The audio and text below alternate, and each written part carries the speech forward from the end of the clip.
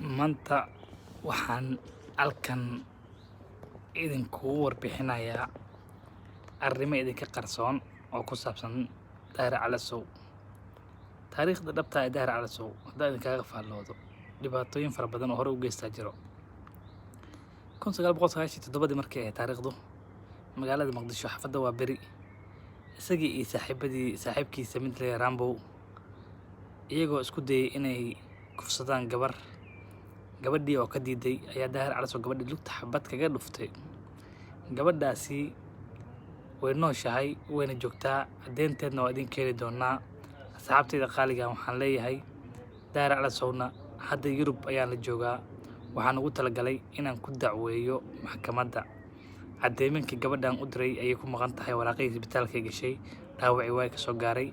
marka hadda cadeymahaas u keeno waxaan rabaa inaan loo qabsano aan maxkamadda la fuulno. maxkamadda shakhsiga qofka hadduu dhib hore u geystay meeshan Yurub baa la dhahaa cid kaga waabsan male cid kaga xoog badan male.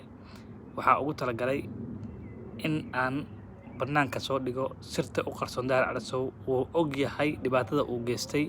asxaabtayda qaaliga ah waxaa idin leeyahay ha sii ogaado gaarsiiya codkan YouTube-kan gaarsiiya. waxaan rabaa Daahir Calasow in banaanka la soo dhigo dambiyada hore u galay. mar hadduu holan yimid wuxuu isleeyahay laguma ogo laguma dacweyn karo. xilligaasi haddii qori haystay maanta qori ma haysto qalin ayaa wax looga qaadaya qalin. waxaana ballan igu ah asxaabtayda inaan cadeymanka halkan kugu soo gudbiyo. share gareeya asxaabta maqana gaarsiiya isagana dhegta uga shuba. waana arkaysaan gabadhaasi hadda waa qof weyn koleyba ilaa ay 50 jir u dhowdahay markaas waa 20 iyo xoogay jirtay. waa qof hadda jiis ah lugteeda ay qalloocdo laftii waa la kabay laakiin lugtu waa qalloocdaa. shashadu ka jabiyay isagoo isku day inuu kufsado wuuna ka cararay markaasi isagii saaxiibkiisa Rambo. marka Daahir Calasow waxaan leeyahay haddii xilligaas aad awood xamar ku lahayd maanta se awood kuma lihid magaalada Netherland. Yurubna waa isla joogaa waa lagu dacweynaa ma ahay maxkamadda lagu saaraa cadeymankaagina waa la keenaa. wax yar dulqaata intii waraaqihii isbitaalka xilligaas laga soo qaadayay.